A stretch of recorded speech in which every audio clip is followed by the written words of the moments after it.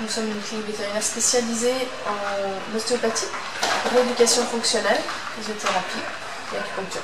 La majeure partie, on a des patients canins qui ont des problèmes d'arthrose, des problèmes de dysplasie, des problèmes d'hernie, des problèmes neurologiques. Et certains chats, pas beaucoup de chats, parce qu'une question d'habitude en fait. On aime bien pratiquer de l'ostéopathie et l'acupuncture sur les chiens avant de commencer des séances de rééducation.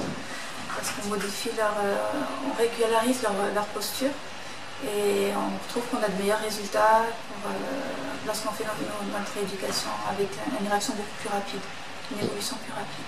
Il y a de grosses tensions sur la droite. Donc en fait on commence toujours par de l'ostéopathie parce que ça permet de faire lâcher des tensions. Et par conséquent le chien travaille mieux après pendant les séances de rééducation. On ne fait pas de l'ostéopathie qu'on appelle structurelle. On ne les fait pas craquer, donc c'est pas douloureux, c'est tout en douceur. Donc en général ça se passe très bien.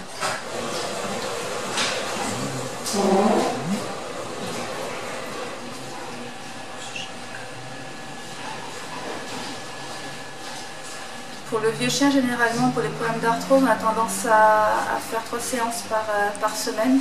Ça dépend aussi de la disponibilité du propriétaire. Mais bon, on fait entre 2 ou 3 séances. Et après, en ayant un maintien d'une fois par semaine, une fois tous les 10 jours. Notre plus grosse clientèle, ce sont des chiens qui ont des problèmes d'arthrose. Mais disons que normalement, on s'adresse à des patients qui ont des problèmes de motricité en général.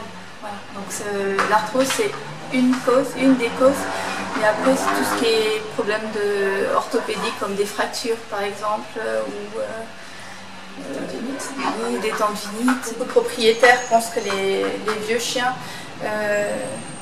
qu'il est normal en fait dans l'évolution du chien lorsqu'il est âgé de rester couché, de ne plus bouger, de ne plus faire ses balades parce qu'on pense qu'il est vieux. En fait on a des solutions à leur apporter pour améliorer leur qualité de vie et faire en sorte qu'ils aillent mieux.